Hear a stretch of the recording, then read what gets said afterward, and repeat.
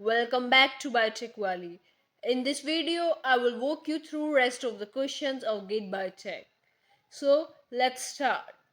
The first question is, in adsorption chromatography, uncharged particles are bound to stationary phase by which one of the following? Right? उसमें चार options दिए हुए थे, ionic bond, covalent bond, electrostatic interaction, van der Waals forces. Right? तो आपको सबसे पहले देखना था, इसमें मेंशन है अनचार्ज पार्टिकल्स, और जब अनचार्ज पार्टिकल्स का कॉन्सेप्ट आ गया है, अनचार्ज पार्टिकल्स बाउंड हो रहे हैं किससे? स्टेशनरी फेज से, एड्जॉर्ब हो रहे हैं। एड्जॉर्ब हो रहे हैं तो मीन्स वो किसी वीक फोर्स से इंटरेक्ट कर रहे हैं, तभी वो ईजिली क्या है, जब हम उसको रिमूव करेंगे, एल्यूट करना चाहेंगे क्रोमेटोग्राफिक कॉलम से, तो वो ईजिली क्या है, रिमूव हो जाएंगे। तो इसका आंसर आपको पता चल ही गया है कि वंडर वॉल फोर्सेस होना चाहिए। सो मूव करते हैं नेक्स्ट क्वेश्चन पे। नेक्स्ट क्वेश्चन है, for the host benefit sharing with organism is. देखिए, बहुत सारे लोगों ने इसमें सीधा देखते ही म्यूचुअलिज्म लगा दिया होगा। बहुत सारे लोगों ने देखा और म्यूचुअलिज्म लगा दिया है ना, क्योंकि बेनिफिट शेयरिंग की बात कर रही है, बट उसमें दिया है, देखिए ये जो म्यूचुअलिज्म है, पैरासिटिज्म है, कॉमनलिज्म है, ठीक है, ये तीनों ही सिम्बायोटिक रिलेशनशिप के पार्ट हैं, ठीक है। बट इसमें से हमको देखना था, देखिए जो म्यूचुअलिज्म होता है उसमें जो है दोनों को बेनिफिट होता है, ठीक है, बट उसमें उसने पूछा फॉर द होस्ट, है ना। और जो पैरासिटिज्म होता है उसमें क्या होता है, एक को बेनिफिट होता है, दूसरे को हार्म होता है। बट कॉमेंजेलिज्म जो होता है उसमें क्या होता है, जो होस्ट होता है उसको कोई बेनिफिट नहीं होता, बट जो क्या होता है, पैरासाइट होता है ना, उसको क्या है, सिर्फ उसको बेनिफिट होता है।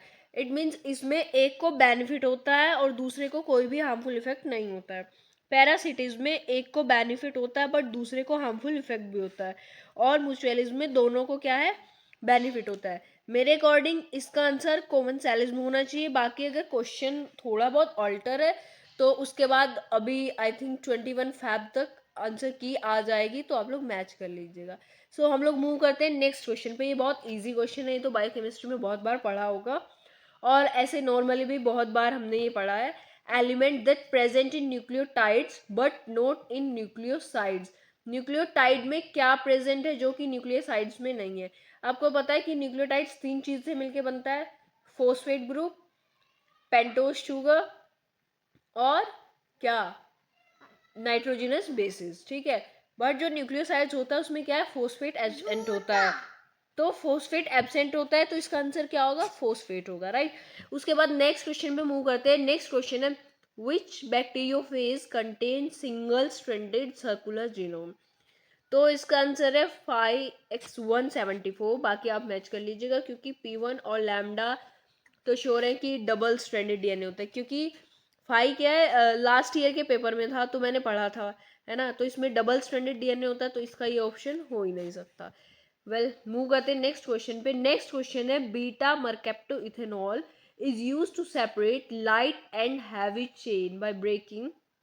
देखिए, कार्बन नाइट्रोजन उसके दो टर्मिनल्स रहते हैं, राइट। कार्बन नाइट्रोजन बॉन्ड को ब्रेक करता है कि सल्फर सल्फर बॉन्ड को ब्रेक करता है कि कार्बन हाइड्रोजन बॉन्ड को ब्रेक करता है? सल्फर सल्फर, ये तो सबने देखते ही बहुत इजी लगा लिया होगा, क्योंकि एग्जाम में क्या होता है, कुछ क्वेश्चन बहुत इजी, कुछ मॉडरेट और कुछ थोड़े डिफिकल्ट रहते हैं, तो कुछ इजी क्वेश्चन में से ही यही है। तो नेक्स्ट क्वेश्चन है, मैच द फॉलोइंग। अमाइलेज जो है वो किसके लिए यूज होता है, माल्टोज सिरप बनाने के प्रोडक्शन में, माल्टोज सिरप प्रोडक्शन में यूज होता है। लाइपेज ऑयल रिडक्शन में होता है, और ग्लूटामाइन के लिए ओलिगोसेकेराइड। हमारी बॉडी में जो ग्लूटामाइन होता है, ग्लूटामाइन क्या एक अमीनो एसिड है, वो एज अ ग्लूकोज सोर्स भी एक्ट करता है, राइट। तो एक और इसका ऑप्शन था, वो मुझे पता नहीं है, अगर आप लोगों को पता है तो आप कमेंट में करके बताइएगा।